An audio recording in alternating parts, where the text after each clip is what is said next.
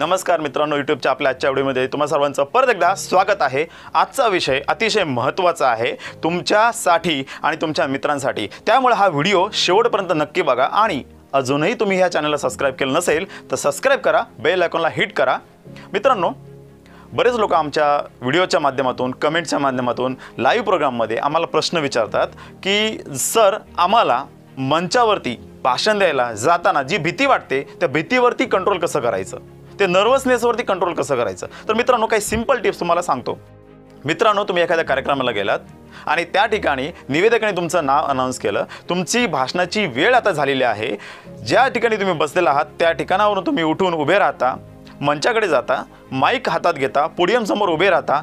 तो जो वेळ असतो ना मित्रांनो, ती तुमची बॉडी लँग्वेज सर्वजण ऑब्झर्व करत असतात आणि तीच वेळ असते की आपल्या नर्वसनेसला दूर करण्याची आणि पॉझिटिव्ह बॉडी लँग्वेज ठेवण्याची।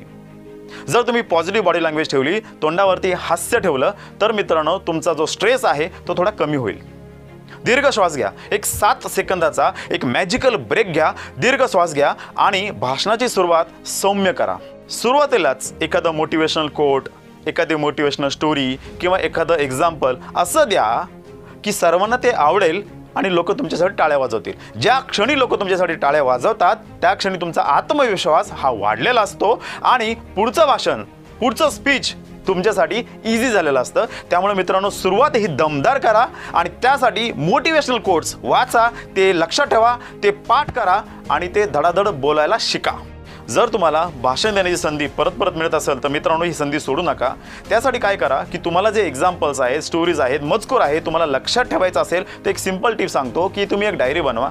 डायरीमध्ये सर्व काही व्यवस्थित लिहा, म्हणजे एका साईडला तुम्ही मोटिवेशनल कोट्स लिहू शकता, एका साईडला तुम्ही मोटिवेशनल स्टोरी लिहू शकता, एका साईडला तुम्ही शेरो शायरी लिहू शकता। असं सर्व जे मजकूर आहे तुम्ही डायरीत लिहायला सुरुवात करा। बघा, ज्यावेळेस तुम्हाला भाषणाला जायचं असेल त्याच्या आधी तुम्हाला ते आठवायची गरज नाही आहे, तुम्हाला फक्त बघायचे पॉईंट्स बघायचे आणि तुमची भाषणाची तयारी ही झालेली असेल।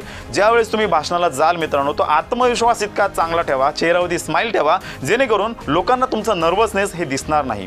आणि तुम्हाला नर्वसनेस येत असेल तर घाबरून जायची गरज नाहीये, कारण जगातील 99% लोक जेव्हा पण त्यांनी पहिल्यांदा माईक हातामध्ये पकडलेला आहे, पोडियमसमोर उभे आहेत, भाषण द्यायला उभे आहेत, ते नर्वस झालेलेच आहेत। त्यामुळे तुम्ही नर्वस होता ही नॉर्मल गोष्ट आहे। ह्या व्हिडिओच्या माध्यमातून मला फक्त तुमचं नर्वसनेस दूर करण्यासाठी छोट्या छोट्या काही टिप्स सांगाव्याशा वाटल्या, त्या मी तुम्हाला सांगितल्या। मित्रांनो, तुम्हाला पब्लिक स्पीकिंगबद्दल, आपल्या लोकप्रिय वक्ता ह्या कार्यक्रमाबद्दल अधिक माहिती जाणून घ्यायची असेल तर डिस्क्रिप्शनमध्ये आमचा नंबर दिलेला आहे, त्या नंबरमध्ये संपर्क करा। आमचे जे एक्झिक्युटिव्ह आहेत तुमच्याशी बोलतील, तुम्हाला पूर्ण माहिती देतील। आम्हाला येऊन भेटा आमच्या कार्यालयामध्ये आणि तुम्ही तुमचं करिअर कसं बनवू शकता, धडाधड बोलून स्पर्धेमध्ये कसे अव्वल येऊ शकता, याविषयी आम्ही तुम्हाला पूर्णपणे माहिती देऊ।